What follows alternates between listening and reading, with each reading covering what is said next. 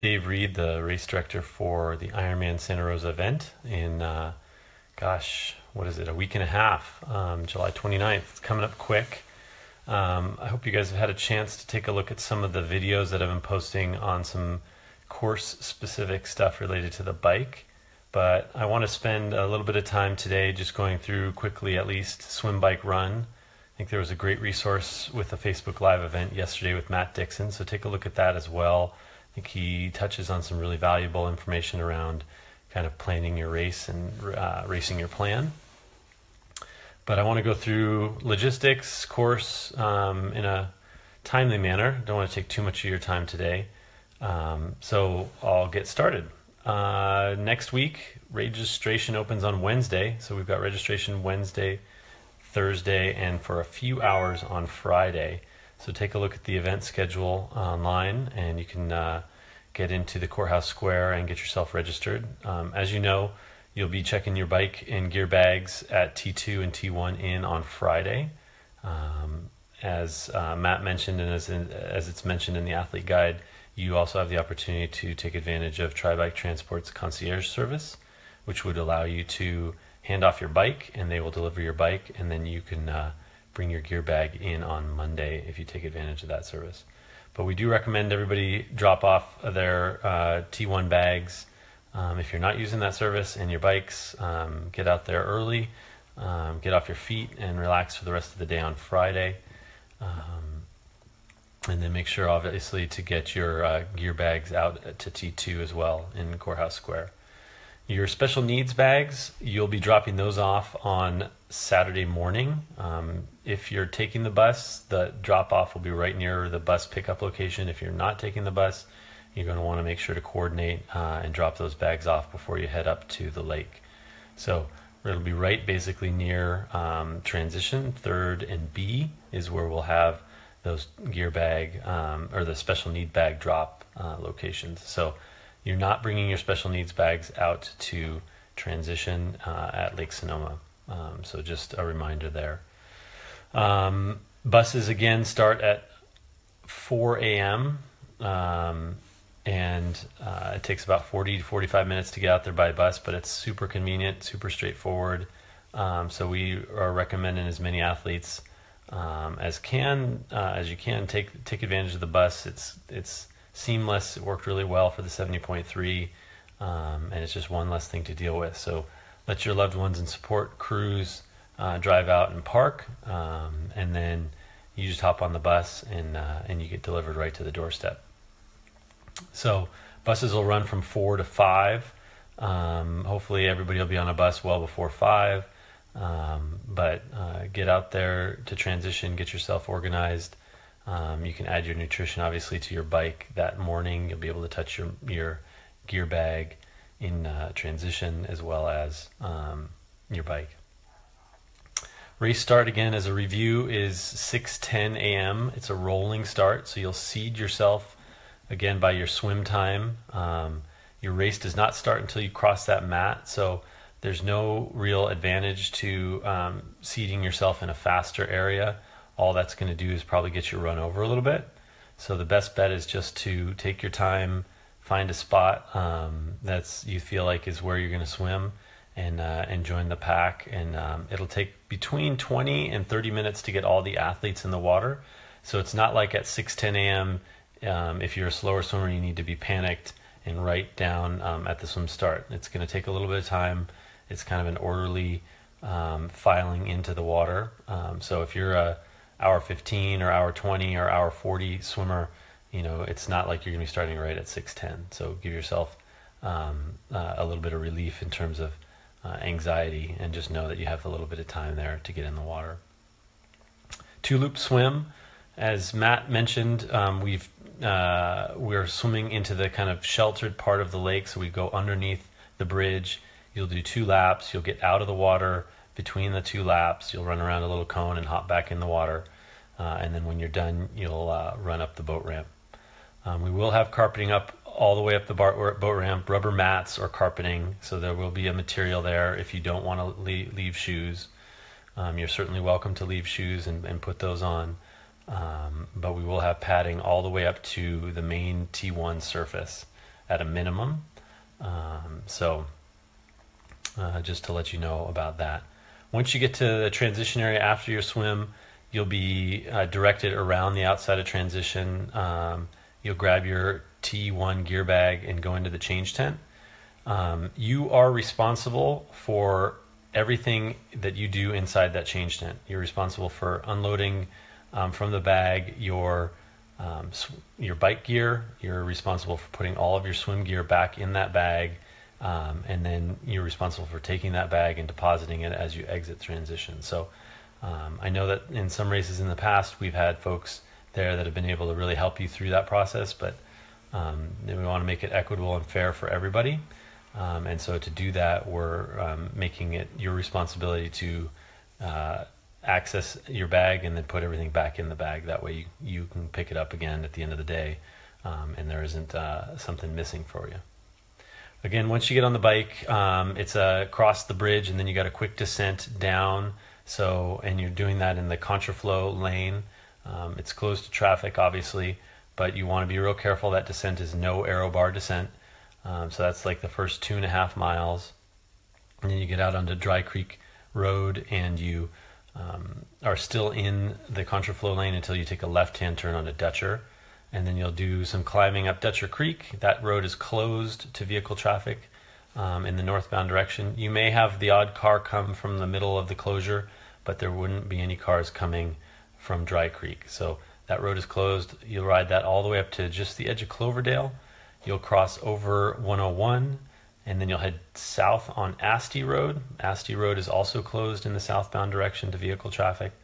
You'll head down all the way to Zanzi Road. You'll take a right on Zanzi, a left on Chianti. You'll do a little out and back there. We needed to grab some distance, and you'll hit your first aid station at that spot. Then you'll come back from that out and back to Asti Road and head down towards Geyserville and out Highway 128. Very similar to the identical to the 70.3 at that point, and a road common to both the Vineman 70.3 and the Vineman Full. Your second aid station will be mile 26-ish on Highway 128 before you take a right-hand turn onto Alexander Valley Road. You'll take that right-hand turn. You'll head west towards Lytton Springs. Lytton Springs will be closed for most of the time that athletes are heading west. You'll descend Lytton Springs, and you'll take a left on Dry Creek. Before I get much farther, I just wanted to mention Dutcher Creek Road and Lytton Springs Road are getting repaved, or at least a fresh chip seal this week. No, I did not have a magic hand in that, but that was fortuitous for us. So hopefully the conditions on Dutcher Creek and Lytton Springs will be better for you guys than it was for the 70.3. So once you're on Dry Creek, you'll head south on Dry Creek, take a right-hand turn on Kinley. You'll hit your third aid station on Kinley, same location as an aid station for the 70.3 and the Vineman events in the past. And then you'll take a right-hand turn on West Side Road. West Side Road's beautiful wine country road. You'll head south on West Side Road. It'll be closed from about 9 a.m. or a little before, so when the first athlete rolls through, to about 10:30 a.m. And then we have to open it back up for winery traffic. So if you're after 10:30 on West Side Road, just keep your head up and just make sure that you're being careful as you traverse that section of the course. There may be some vehicles driving slowly on your left-hand shoulder, so just keep an eye out as you're heading south. You'll take a left-hand turn onto Wohler Bridge. That left-hand turn is a downhill sweeping left, so be careful on that left-hand turn. You'll cross over Wohler Bridge. It'll be a narrow, kind of probably a no-pass zone because we need to keep that bridge open to vehicle traffic in the opposite direction. So there'll be a cone line or a tape line. You'll stay to the right of that tape line, single file, and then you'll cross over the bridge, take a right, and continue on your way. There's a bump on that far side of the bridge, so keep your eye out for that bump. We'll have it taped and marked, but just to give you a heads up. You'll go on Wohler, you'll take a left-hand turn on East Side Road, you'll climb up to Trenton Healdsburg where you'll hit your fourth aid station. And then this section, next section, there's a video on it, but you'll do an out and back on Mark West Station Road, and you'll do that in the contraflow or the English style direction as well. So just a reminder there. on that. And again, there's a video that shows that section of the road, so take a look at that. Then you'll come back after that little out and back on Mark West Station Road, and you'll head across River Road, Laguna, take a left on Guerneville Road, a right on Willowside. Willowside is just not good pavement.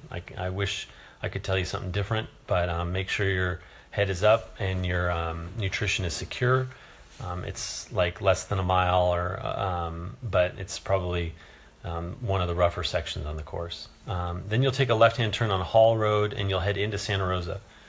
So I showed a video, or there's a video on Facebook of this section. You do the city section from the edge of town to transition 3 times, but you're doing the lap twice. So I know there was some confusion for folks.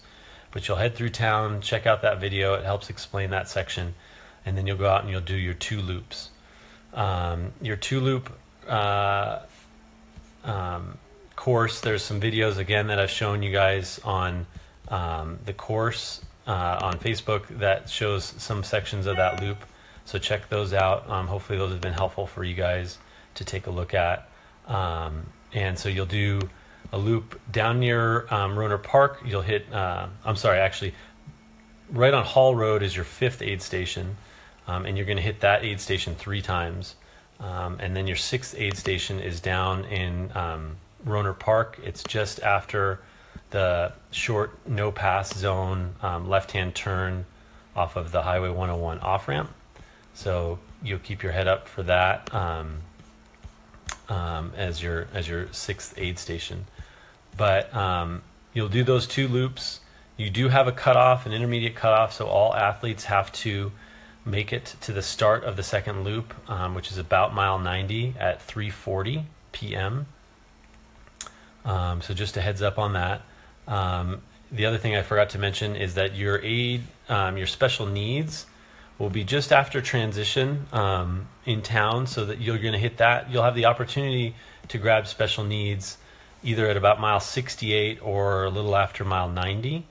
You can only hit it once, but you have that option to take it at either one of those points. And again, it's just after the start of the lap. So it's just after transition. You'll take a couple turns and it'll be on your right-hand side.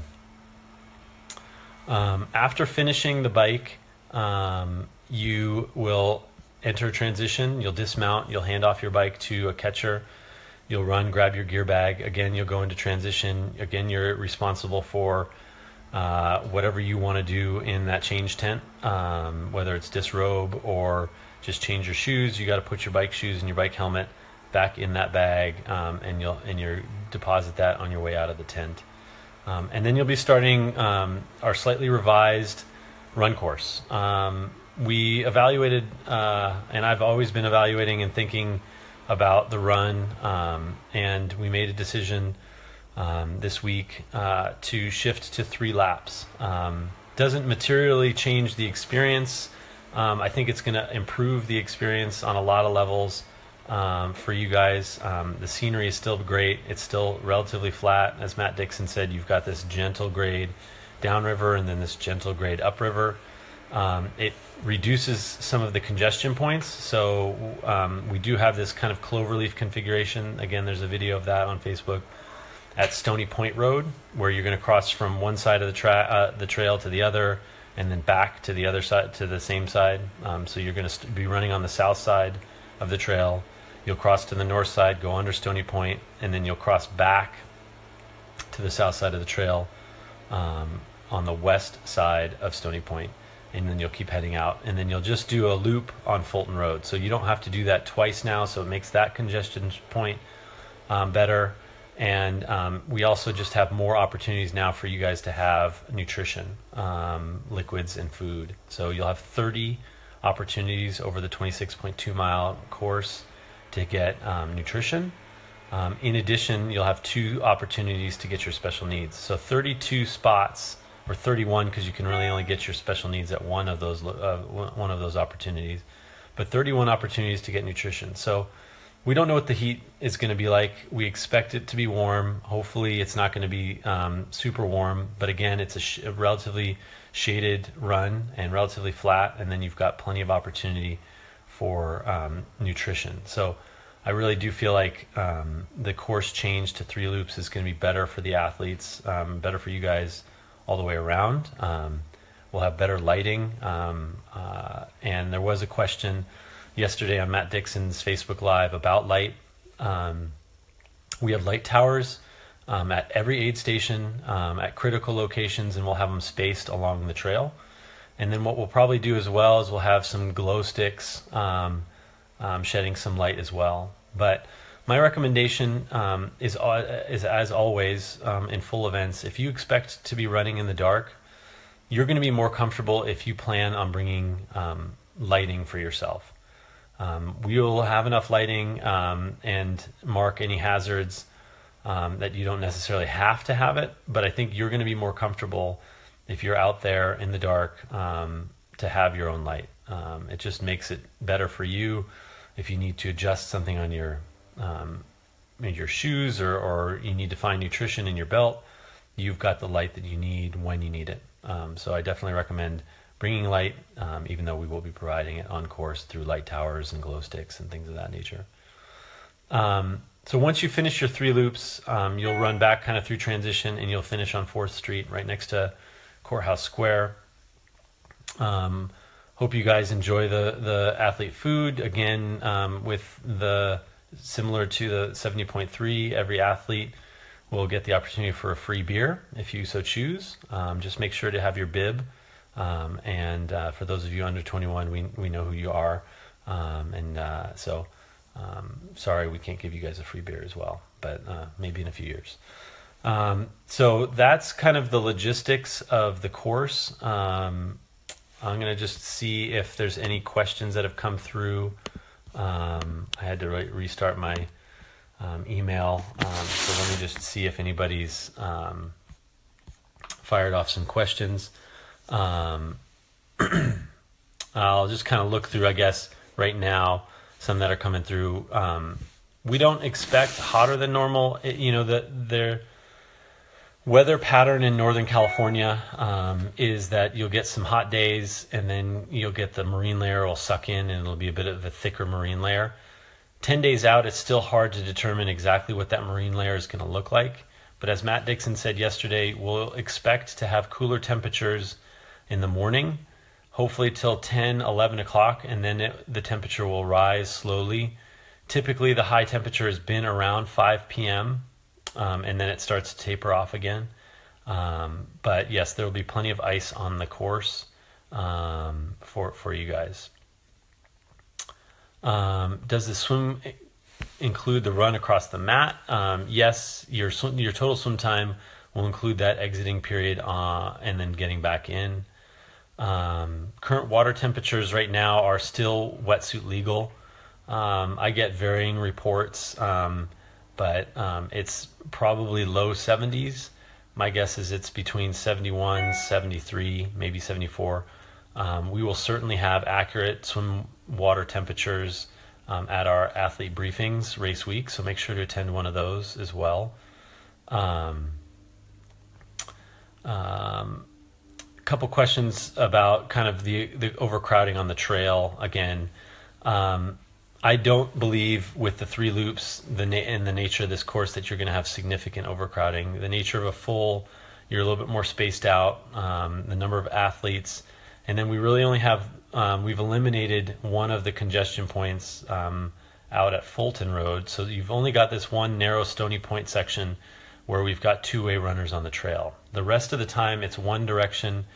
You've got a little out and back, that has 2-way runners, but the rest of the time you're on a wide trail one direction. So it's about 15 feet wide in the westbound south trail. So when you're on the south side of the creek running west, it's like a 15-foot wide gravel, well groomed surface. So plenty wide there. And then on the north side, it's about an 8 to 10 foot paved path. And again, it's one direction through there. So I don't foresee there being significant overcrowding issues. I think you're going to find that the shade and the flat nature is going to make it much more comfortable and And just by the nature of it being 26.2 miles and folks getting on that course over a much longer period of time, right? The first athlete will get off the bike at about 12, last athlete about 5:15. So over that 5-hour period, it'll spread out the runners, and I don't think we're going to have a big congestion issue. I know a lot of people have been asking about carpet on T1. We did not have carpet all the way up to T1 for the 70.3. We will have carpet all the way to T1 for the full, and we will be carpeting the entire boat ramp.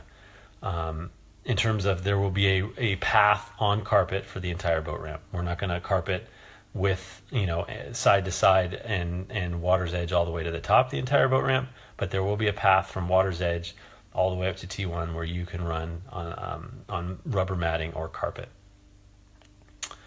Let's see if I can see if there's any other questions that I haven't answered right now.